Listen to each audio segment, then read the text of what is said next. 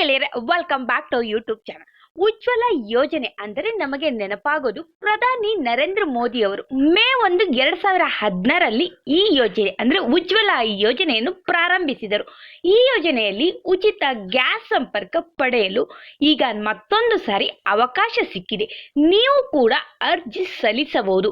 ಈ ಯೋಜನೆ ಅಂದರೆ ಉಜ್ವಲ ಯೋಜನೆಯಲ್ಲಿ ಮೋದಿ ಸರ್ಕಾರವು ದೇಶದ ಬಡಜನರ ಅಭಿವೃದ್ಧಿಗಾಗಿ ಹಲವಾರು ಕಲ್ಯಾಣ ಯೋಜನೆಗಳು ಮತ್ತು ಯೋಜನೆಗಳನ್ನು ಒದಗಿಸುತ್ತಿದೆ ಎಂಬುದು ಎಲ್ಲರಿಗೂ ತಿಳಿದೇ ಇದೆ. ಪ್ರಧಾನ ಮಂತ್ರಿ ಉಜ್ವಲ್ ಯೋಜನೆಯು ಕೂಡ ಅಂಥದ್ದೇ ಒಂದು ಯೋಜನೆಯಾಗಿದೆ. ಬಡ ಮತ್ತು ಕಡಿಮೆ ಆದಾಯದ ಗುಂಪುಗಳಿಗೆ ಸೇರಿದಂತಹ ಮಹಿಳೆಯರು ಸಹ ಈ ಯೋಜನೆಯ ಮೂಲಕ LPG ಸಿಲಿಂಡರ್ಗಳ ಪ್ರಯೋಜನವನ್ನು ಪಡೆಯಬಹುದು.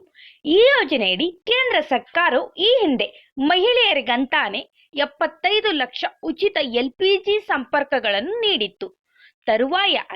ತದನಂತರ ಈ ಯೋಜನೆಯನ್ನು ಕೇಂದ್ರ ಸರ್ಕಾರವು ಉಜ್ವಲ ಯೋಜನೆ 2.0 ಎಂದು ಮರುನಾಮಕರಣವನ್ನು ಕೂಡ ಮಾಡಿತ್ತು.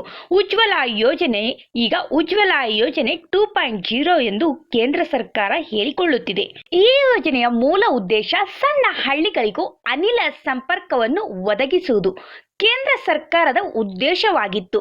ಇದಲ್ಲದೆ ಈ ಉಜ್ವಲ ಯೋಜನೆಯ ಮೂಲಕ ಹಳ್ಳಿಗಳಲ್ಲಿ ವಾಸಿಸುವ ಎಷ್ಟೋ ಜನರು ಹೆಚ್ಚು ಆರಾಮದಾಯಕವಾಗಿರಲು ಪ್ರತಿ ತಿಂಗಳು ಸಿಲಿಂಡರ್ಗಳ ಮೇಲೆ ಸಬ್ಸಿಡಿಯನ್ನು, ಉಚಿತ ಗ್ಯಾಸ್ ಸಿಲಿಂಡರ್ಗಳನ್ನು ಒದಗಿಸಲಾಗುತ್ತಿದೆ. ಈ ಯೋಜನೆಯಡಿ ಈಗಾಗಲೇ 1 ಕೋಟಿಗೂ ಹೆಚ್ಚು ಮಹಿಳೆಯರು ಫಲಾನುಭವಿಗಳು ಆಗಿದ್ದಾರೆ. ಉಚಿತ ಗ್ಯಾಸ್ ಸಿಲಿಂಡರ್ ಸಂಪರ್ಕವನ್ನು ಪಡೆದಿದ್ದಾರೆ 1 ಕೋಟಿಗಿಂತ ಹೆಚ್ಚು ಜನರು.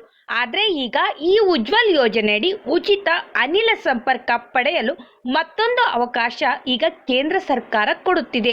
ಅಂದರೆ ಉಜ್ವಲ್ ಯೋಜನೆಯ 2ನೇ ಹಂತದ ಪ್ರಕ್ರಿಯೆ ಮತ್ತೆ ಈಗ ಪ್ರಾರಂಭವಾಗಿದೆ.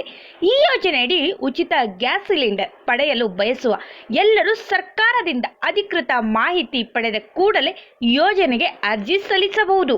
ಪ್ರಧಾನ ಮಂತ್ರಿ ಉಜ್ವಲ್ ಯೋಜನೆ ಅಂದರೆ PMUY ಯೋಜನೆಗೆ ಅರ್ಜಿ ಸಲ್ಲಿಸಬೇಕೆಂದರೆ ಅರ್ಹತೆಗಳು ಬೇಕಾಗಿದೆ. ಅರ್ಹತೆಗಳು ಏನೇನೆಂದರೆ, ಮೊದಲನೇದಾಗಿ ಪ್ರಧಾನ ಮಂತ್ರಿ ಉಜ್ವಲ್ ಯೋಜನೆ 2ನೇ ಹಂತಕ್ಕೆ ಮಹಿಳೆಯರು ಮಾತ್ರ ಅರ್ಜಿ ಸಲ್ಲಿಸಬೇಕು.